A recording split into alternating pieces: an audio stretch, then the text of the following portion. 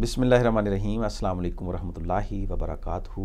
मैं हूँ homeo herbalist doctor Mohammad Mukhtar Qadri, कामों के गुजरांवाला पाकिस्तान से। तकरीबन 90% लोग जो हैं वो मैदा के अमराज में मुब्तला हैं, तो इसका उनको हल नहीं मिल रहा। कोई ये फकी खा रहा है, कोई वो फकी खा रहा है, किसी कंपनी की खा रहा है, कोई घर में बना के खा रहा है, कोई बसों से वैगनों से वो लेकर खा रहा है, कोई ट्रेन में बैठ के खा रहा है। हर बंदा फकी खा रहा है, तो फकी से उसको फ़ायदा कोई नहीं हो रहा। तो आज मैं आपको इंशाल्लाह मैदा का ऐसा हल बताऊंगा कि जब आप इस पर अमल करेंगे तो इंशाल्लाह आपको पता चल जाएगा कि आपने कौन सी फकी खानी है। तो अक्सर ये होता है कि जो लोग फकी बेच रहे हैं, जो लोग कोई इस तरह का सफ़ूफ मैदा के मतलब बेच रहे हैं, तो उनके मैदा के मतलब जो सफ़ूफ है वो उसमें तकरीबन 50 चीज़ें गिनवा देते हैं कि ये सारी इसमें शामिल हैं। उसमें मिजाज का ख्याल नहीं रखा जाता। जो भी फकियाँ मौजूद हैं उनमें मिजाज का ख्याल नहीं रखा जाता। मिसाल के तौर पर अगर उसमें दारचीनी है तो उसका मिजाज खुश्क गर्म है, तो उसमें उन्होंने इलायची भी डाली हुई है जिसका मिजाज जो है वो तर सर्द है। तो इसी तरह जो है उसमें नमक भी है, और बाज़ ने तो उसमें जो है वो चीनी भी शामिल की हुई है। तो इतनी ज़्यादा चीज़ें शामिल कर देते हैं कि कोई भी जो फकी है, जो सफ़ूफ है मैदा के मतलब, वो मैदा को बजाय फ़ायदा देने के नुकसान देता है। तो आज मैं आपको थोड़ा सा बता देता हूँ कि तिब्बे मुफरद ग़िज़ा का ये हुस्न है, ये अल्लाह ताला का ख़ास फ़ज़ल है, करम है। साबर मुल्तानी रहमतुल्लाह अलैह को अल्लाह ताला ने ये इल्म अता फ़रमाया और आपने आगे फैलाया कि मैदा जो है, इसको जब आप समझ लेंगे कि मैदा जो है एक मुरक्कब उज़व है, मुरक्कब उज़व समझ लेंगे ना, तो तब आपको समझ लग जाएगी कि इसका इलाज हमने किस तरह करना है। मैदा जो है ये असाब, उज़लात और गुदद का मुरक्कब है, या आप इस तरह इसको समझ लें कि ये 3 तरह के टिशू से मिलकर बना हुआ है। कौन कौन से? असाबी टिशू या नर्वस टिशू, उज़लाती टिशू या मस्कुलर टिशू, और गुद्दी टिशू या जिनको आप एपिथेलियल टिशू कह सकते हैं। तो ये 3 तरह के टिशू से मिलकर बना हुआ है। तो जब भी ख़राबी पैदा होगी, ये ज़हन में रखें, जब भी ख़राबी पैदा होगी तो मैदा का जो निज़ाम है वो किसी ना किसी एक टिशू में ख़राबी होगी। को आप समझ लें कि अगर असाबी तहरीक होगी, मैदा के टिशू में असाबी तहरीक होगी, नर्वस सिस्टम में तेज़ी होगी, तो ये जो है वो उसकी अलामात मुख्तलिफ होंगी। इसी तरह अगर मैदा के उज़लात में तेज़ी होगी या मस्कुलर टिशू में तेज़ी होगी तो उसकी अलामात डिफरेंट होंगी। इसी तरह गुदद में तहरीक होगी या मैदा के जो एपिथेलियल टिशू हैं उनमें तहरीक होगी तो उसकी अलामात जो हैं वो मुख्तलिफ होंगी। तो इनकी अलामात मुख्तलिफ होंगी।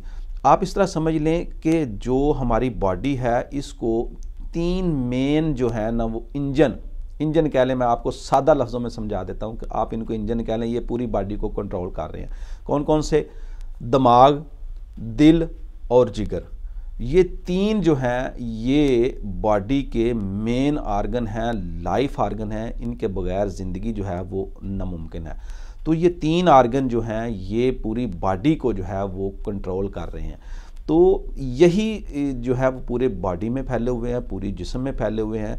आप जिस तरह आप समझ लें कि ये सारी कायनात है तो इसको जहाने अकबर कहा जाता है, तो बॉडी को जो है वो जहाने असगर कहा जाता है। मैं इसकी मिसाल जनरल स्टोर की तरह देता हूँ कि जब किसी जनरल स्टोर में आप जाएं तो वहाँ आपको हर चीज़ मिलेगी। अगर उसमें सिर्फ चावल मौजूद होंगे तो आप उसको जनरल स्टोर नहीं कहेंगे, या एक जिन्स मौजूद होगी तो आप उसको जनरल स्टोर नहीं कह सकते। इसलिए हमारी बॉडी जो है ये मुरक्कब है 3 तरह के जो टिशू हैं, तो इनकी ग़िज़ा भी जो है वो इसी तरह मुरक्कब है। पूरी बॉडी में अगर आप एक बंदा जो है वो जब मर्ज़ का पैदा होता है, जब आप एक तरह की चीज़ें खानी शुरू कर देते हैं, मुसलसल एक तरह की चीज़ें खा खा के अपनी बॉडी को जो है वो नुकसान देते हैं। असाबी तहरीक अगर जिस्म में पैदा हो जाए तो समझ लें आप असाबी चीज़ें ज़्यादा खाते हैं। उज़लाती तहरीक जिस्म में शिद्दत इख्तियार कर दे तो आप समझ लें कि आप उज़लाती चीज़ें ज़्यादा खाते हैं या खुश्की वाली चीज़ें ज़्यादा खाते हैं। अच्छा, एक और चीज़ ये भी ज़हन नशीन कर लें कि तिब्बे मुफरद ग़िज़ा की इस्तिलाहात को आप तिब्बे यूनानी में भी इस्तेमाल कर सकते हैं। इस तरह इसको समझ सकते हैं कि अगर असाबी तहरीक होगी तो समझ लें तरी वाली, जिसम में रतूबत होगी, पानी की ज़्यादती होगी, बलगमी मिजाज होगा, ये आप इसको समझ लें। अगर उज़लाती तहरीक हम कहते हैं तो इसका मतलब है कि खुश्की वाली तहरीक, खुश्की वाला मिजाज, तो खुश्की जिस्म में बढ़ चुकी होगी बहुत ज़्यादा। और इसी तरह जब हम गुद्दी तहरीक कहते हैं तो इसका मतलब है कि जिस्म में हरारत की ज़्यादती है, जिस्म में गर्मी खुश्की है, गर्मी वाला मसला है। तो ये भी इस्तिलाहात आप समझ लें। अक्सर मेरे नाजरीन जो हैं वो इन इस्तिलाहात की वजह से जो है वो कन्फ्यूज़न का शिकार रहते हैं, तो उनके लिए गुजारिश है कि ये तिब्बे मुफरद अज़ा की इस्तिलाहात हैं।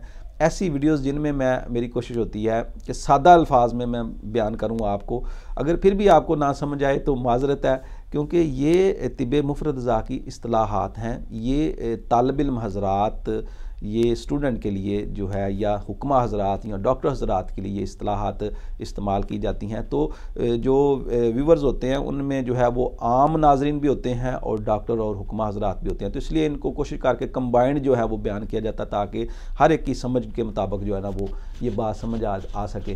तो मैदा में हम आज जो बात करेंगे कि मैदा में अगर असाब, मैदा के असाब में तेज़ी आ जाए तो उसके लिए क्या दवा होनी चाहिए। तो सबसे पहले ये ज़हन कर लें कि मैदा के असाब में तेज़ी क्यों आती है, वो मैंने आपको बयान कर दिया है कि असाबी चीज़ें ज़्यादा खाने से। तो असाब क्या है, नर्वस सिस्टम है, मैदा का नर्वस टिश्यू है, तो उनमें तेज़ी आ गई। तो अब इसका इलाज क्या है, तो उज़लात को तहरीक आप दे देंगे या मस्कुलर टिश्यू को आप तहरीक दे देंगे या मस्कुलर टिश्यू के आप उनकी ग़िज़ा आपको पहुंचा देंगे बॉडी में, तो इंशाल्लाह मस्कुलर टिश्यू में जो है तहरीक पैदा होकर असाब में जो तेज़ी आई है वो ख़त्म हो जाएगी। यानी अगर असाब जिसम में पानी और रतूबात बढ़ चुकी हैं, तिब्बे यूनानी के मुताबिक इसको इस तरह समझ लें, तो हम उज़लात को तहरीक देंगे, यानी खुश्की जिस्म में पैदा करेंगे, खुश्क अद्वियात इस्तेमाल करेंगे, ग़िज़ाएँ इस्तेमाल करेंगे, तो इंशाल्लाह जो है ना वो असाब की तेज़ी की वजह से मैदा में जो प्रॉब्लम है वो ठीक हो जाएगी। इसी तरह अगर मैदा के उज़लात में तेज़ी हो यानी खुश्की बढ़ चुकी हो, तो उसकी अलामात के मुताबिक जब हम देखेंगे कि जिस्म में खुश्की बढ़ चुकी है, उज़लाती तहरीक है या खुश्क मिजाज है, तो हम फिर जो है वो गुद्दी तहरीक पैदा करेंगे, हरारत पैदा करेंगे। जिस्म में हरारत पैदा करने से, गुद्दी तहरीक पैदा करने से जिगर और गुदद को तहरीक देंगे, तो इंशाल्लाह मैदा के जो मैदा के जो गुदद हैं एपिथेलियल टिश्यू हैं, उनमें भी तहरीक पैदा होकर उज़लात में जो है वो तहलील पैदा हो जाएगी और इंशाल्लाह उज़लाती जो तहरीक है वो ठीक हो जाएगी। तहरीक वाले मकाम पर तहलील पैदा की जाती है। जैसे हम अगले उज़व को तहरीक देंगे तो जो तहरीक वाला मकाम है वहाँ तहलील पैदा होकर दौरान खून का रुझान उधर हो जाएगा, तो मर्ज़ जो है वो ठीक हो जाएगा। उम्मीद है आपको समझ आ जाएगी। तो आज हम सिर्फ असाबी तहरीक वाले मरीज़, ऐसे मरीज़ जिनके जिस्म में रतूबात बढ़ चुकी हों, मैदा में रतूबात हों, पतले मोशन आ रहे हों या बलगमी मिजाज हो, गले में पानी आ रहा हो, मुंह में पानी आ रहा हो, बहुत ज़्यादा पानी आ रहा हो, उसका जायका जो है वो फीका होता है, इस तरह का बकबका सा जो जायका होता है, इस तरह के मरीज़ों में मैदा में अगर इस तरह का मरीज़ हो, तो अगर इसी वजह से भी जलन हो, मैदा में असाबी तहरीक की वजह से या असाब की तेज़ी की वजह से या तरी सर्दी की वजह से, तो उसके लिए हम उज़लात को तहरीक दें। तो बहुत ही अच्छा नुस्खा, इसको हम उज़लाती हाज़म कहेंगे। खारी डकारें, कब्ज़ भी इसमें अक्सर है, और जो है वो करूरा या बॉल जो है उसका रंग जो है वो सफ़ेद इसमें ज़्यादा होगा। तो इसके लिए नुस्खा आप नोट कर लें, बहुत ही अच्छा नुस्खा है। अनारदाना आपने लेना है 3 हिस्से, या आप इसको 30 ग्राम कर लें। राई 3 हिस्से, राई दाना आम चीज़ है। अक्सर मेरे जो इंडिया से मेरे व्यूअर्स हैं वो इस तरह के नुस्खा जात में जो है वो परेशान हो जाते हैं। आप परेशान ना हो, आप इसको जो है वो गूगल कर लें या इसके अलावा पंसार से आप पता करें, तो ये चीज़ें मिल जाती हैं, आम चीज़ें हैं। राई 3 हिस्से आपने करनी है, या इसको आप 30 ग्राम कर लें, और तुखम प्याज 2 हिस्से, या आप इसको 20 ग्राम कर लें। ये तीनों चीज़ें आपने अच्छी तरह बारीक करके पाउडर कर लें। आप इसको इस्तेमाल कर सकते हैं 2 रत्ती से 1 माशा तक। अब 2 रत्ती की मिकदार आप समझ लें कि 1 रत्ती 2 काली मिर्च के बराबर होती है, और 2 रत्ती आप समझ लें 4 काली मिर्च के बराबर से 1 माशा तक। अभी 1 माशा आप 1 ग्राम समझ लें कि 1 ग्राम तक आप जो है ना वो इस्तेमाल कर सकते हैं। इसको सुबह दोपहर शाम ताज़ा पानी के साथ या नीम गर्म पानी के साथ। और दूसरी चीज़ ये है कि ये नुस्खा जो है ये असाबी तहरीक वाले मरीज़ों के लिए मुफीद है, जिनको नज़ला ज़ुकाम की शिकायत हो, यानी रतूबात जिस्म में बढ़ चुकी हो। आप समझ लें, मैंने आपको बड़ा तफसील के साथ गाइड कर दिया। अगर फिर भी समझ ना आए तो वीडियो को रिपीट करके देखें तो इंशाल्लाह आपको समझ आ जाएगी। बहुत ही अच्छा नुस्खा है, आप इधर उधर की फक्कियों से आपकी जान छूट जाएगी। हम इंशाल्लाह इसी टॉपिक पर 2 और वीडियो बनाएंगे जिसका इस्तेमाल करने से उज़लात में तहरीक पैदा होकर जितनी भी असाबी अलामात हैं वो सारी ठीक होना शुरू हो जाएंगी और मैदा अल्हम्दुलिल्लाह ठीक हो जाएगा। तो इसके साथ आपने ग़िज़ा भी जो है वो उज़लाती शुरू करनी है, उज़लाती गुद्दी शुरू करेंगे तो ज़्यादा बेहतर है। उज़लाती गुद्दी ग़िज़ाओं में जैसे काले चने पकोड़े, घर के बने हुए काले चने प्याज़ों वाले पकोड़े, इसके अलावा चने की दाल, मसूर दाल, सरसों का साग, पालक गोश्त, कीमा, करेले, ये सारी ग़िज़ाएँ साथ आप इस्तेमाल कर सकते हैं। इसके साथ अगर आप कहवा इस्तेमाल करना चाहते हैं तो लौंग दारचीनी का कहवा जो है वो मरूफ़ तरीके से आप बनाकर वो भी साथ इस्तेमाल कर लें।